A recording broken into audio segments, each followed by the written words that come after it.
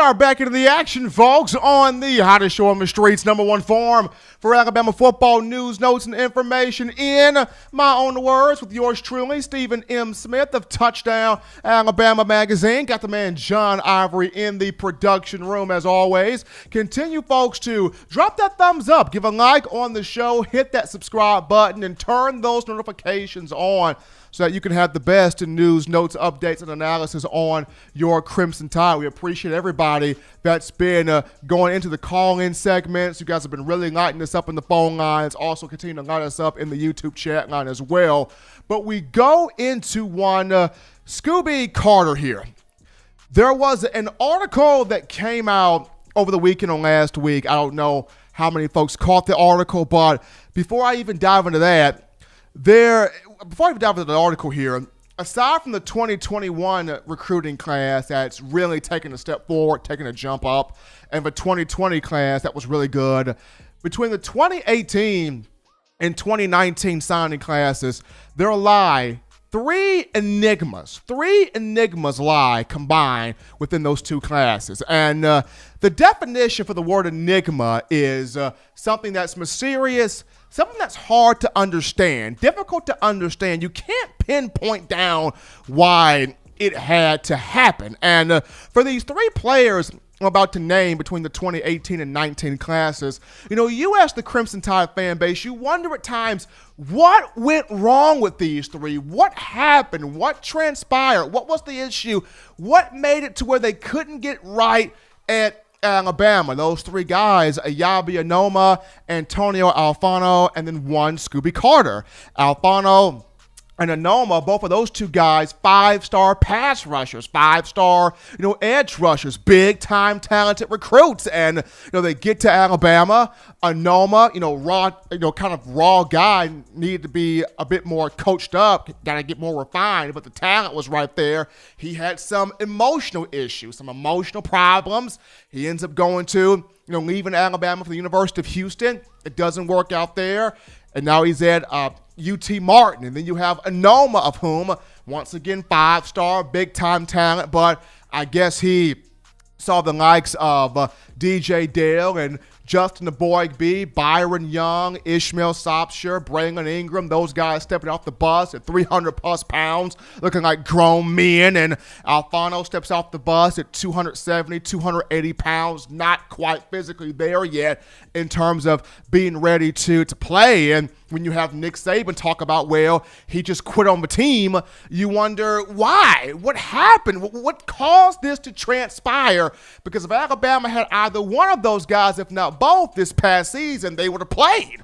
They would have been on the field. It would have been more pass rushers for Alabama. And then same thing with Scooby Carter.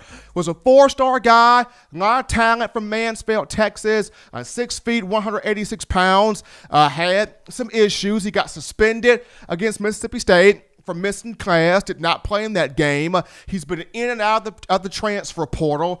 I remember on March 11th, he was arrested in Tuscaloosa for, third-degree domestic violence. Of course, the case got dropped, and according to the report that came out over the weekend from 247 Sports, Carter, his family, and Coach Saban, they've all been in a conversation where Scooby's like, let me start over. Let me go somewhere where I can play, where I can have a fresh start, where I can have a fresh opportunity. So they've set things up to where he goes to Mississippi Gulf Coast Community College. So, Scooby Carter's going to JUCO, but he has all intentions at some point coming back to play at the University of Alabama. He wants to finish his career, with the Tide, and Coach Saban has kept that door open. He's left that door open for Scooby to come back and finish with Alabama, whether that being in the 2021 season or the 2022 season. If he comes back 2021, he would be a redshirt sophomore. 2022, he would be a redshirt junior, just seeing how he only played in 3 games this past season. There have been a lot of times where, fans have looked at the situation where Coach Saban is concerned, and for some of you, it's like, why does Coach Saban give these young men chance after chance after chance after chance after chance, and they just throw it away? I mean, at some point, can Nick Saban just, boot him off the team?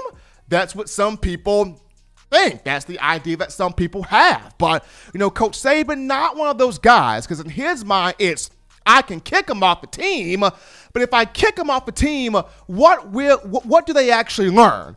How can they grow from being kicked off the team? Rather, Nick Saban would rather have the mentality of, taking them through a process, a situation where he shows them not just the error of their ways, not just what they did wrong, but how can we grow from this? How can we build from this? How can we create a positive to where you understand what you did wrong, you messed up, but we have it to where you do something that makes you better for it. You do something that you can impact the lives of other players, other teammates, other individuals, and be better for. Case in point, when I look at Scooby Carter, and, he's a young man, young guy, 18, 19, 20-year-old kid who, some guys come in mature, and some guys come in to where, they mess up a little bit. And, it takes them, learning from that mistake to get the gist of, okay, I had something good, I squandered it, let me learn what I did wrong, let me go somewhere else, have a fresh start, learn what I did wrong, and that way take these lessons so that way if I get that chance to come back to a program I want to be at, I'm better suited for it. Case in point, we all remember one DJ Petway.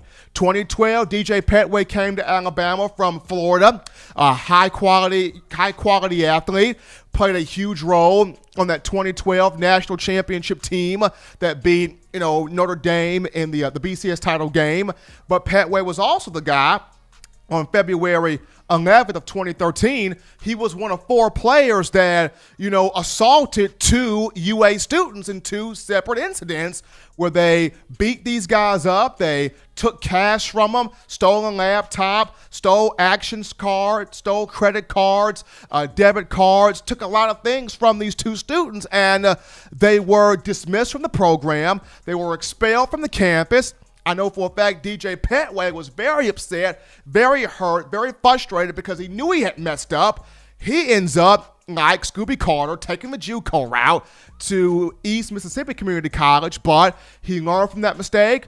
Coach Saban brought him back to Alabama in 2014, and in 2015 played a huge role in Alabama getting that national championship, and now, he's a coach at the University of Tennessee, a quality control coach on Jeremy Pruitt's staff. So we have seen moments where players have messed up. Players have made mistakes.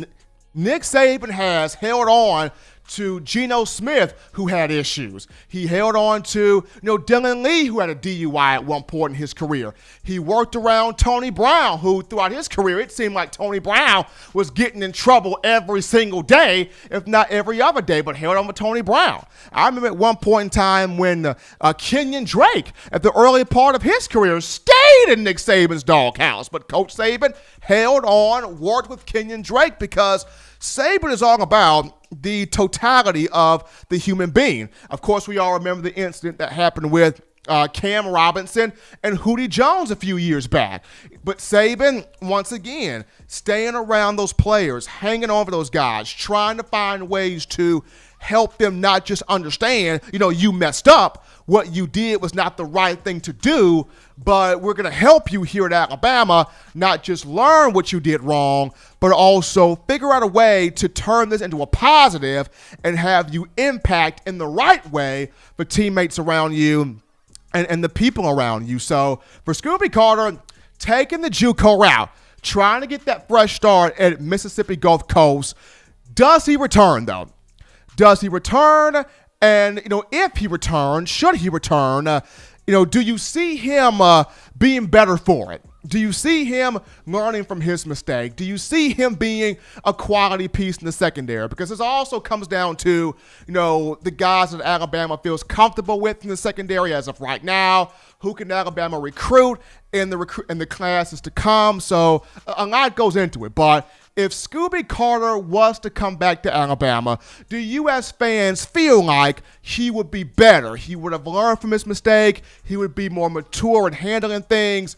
It would be, do you feel like it would be the right move for him to come back and for Alabama to bring him back in the years to come when you talk about Crimson Tide football and Scooby Carter? But as you think on that, we're going to take another break here on this show. Don't touch that dial. Still just getting started here on a Wednesday. When we come back, we entertain more of your phone calls, more of your tweets, chats, questions, thoughts, concerns. Let's have a dialogue after this.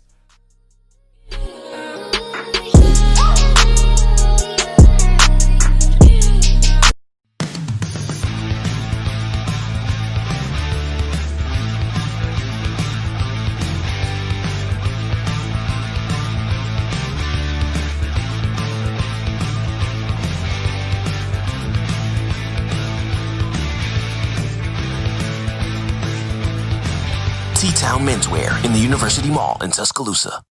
Touchdown Alabama Magazine is Alabama football's premier publication. A subscription to Touchdown Alabama Magazine is the perfect gift for any Alabama fan. For exclusive news and information, recruiting updates, a free annual print magazine, and more, go to touchdownalabama.com and click join. Only $5.95 per month or pay $49.95 for a full year subscription. That's a saving of almost $22. Go to touchdownalabama.com today and roll Tide. Thank you for watching Touchdown Alabama Magazine's YouTube channel. To continue to get the best in Alabama football content, subscribe here and turn on your notifications to stay connected with the hottest shows covering your Crimson Tide.